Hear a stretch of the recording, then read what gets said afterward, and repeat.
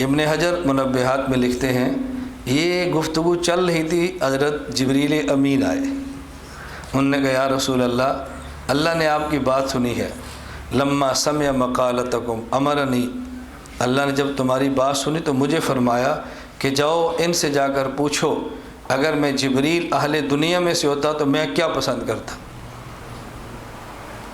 حضور پاک صلی اللہ علیہ وسلم فرمانے لگے ان کنت من اہل دنیا ما تحب، اگر تو اہل دنیا میں سے ہوتا تو بتا جبریل تو کیا پسند کرتا۔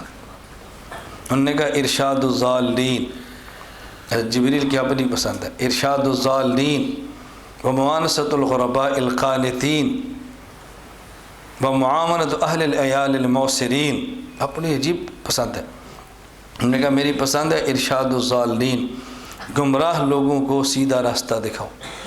کیوں؟ جبریل نے گمراہوں کو تڑپ تڑپ کے مرتے دیکھا ہے، جبریل نے گمراہوں کو عذاب مبتلا ہوتے دیکھا ہے، جبریل نے خوبصورت چہروں کو جہنم میں جاتے دیکھا ہے، تو جبریل پھر ہی پسند کریں گے نا کوئی جہنم میں نہ جائے۔ فرعون جیسے بادشاہوں کو ایڑیاں رگڑ کے تڑپ تڑپ کر مرتے دیکھا ہے، کہا ارشاد الضالین، مجھے پسند ہے گمراہ لوگوں کی رہنمائی کروں وہ جنت کی طرف آ جائیں۔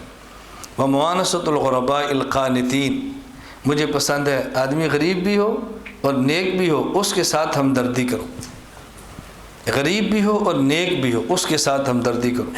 یقین کریں غریب بھی ہو نیک بھی ہو اس کے ساتھ پیار کرنے کا اپنا ہی مزہ ہے، آدمی کا دل اتنا مطمئن ہوتا ہے کہ بتا نہیں سکتا انسان کسی کو۔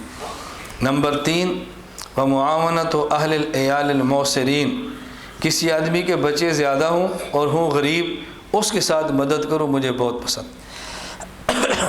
اور ہمارے یہاں لوگ کیا کہتے ہیں انہیں جمن دی لوڑ کیڑی تھی،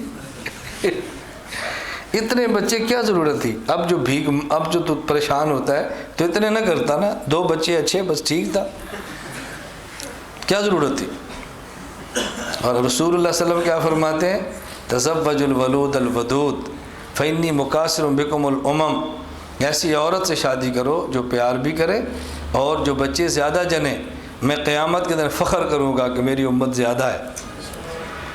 محدثین فرماتے ہیں کیسے پتہ چلے کہ بچے زیادہ ہوں گے؟ فرمایا ایسے خاندان کی عورتیں دیکھو جن کے بچے زیادہ ہوتے ہیں، شادی وہاں پہ کرو، یہ رسول اللہ صلی اللہ علیہ وسلم کی خواہش ہے۔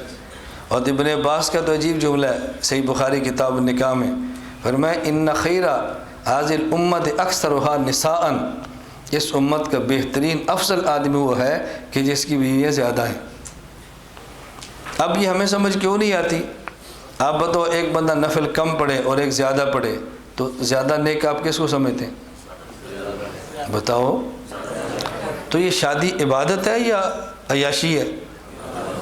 جس کی ایک بیوی ہے چھوٹا سا بزرگ ہے، اور جس کی 2 ہیں بتاؤ، وہ جو اس کی 3 ہیں جس کی 4 ہیں تو بڑے بزرگ بنو۔ آپ ایسے پریشان ہوتے ہیں۔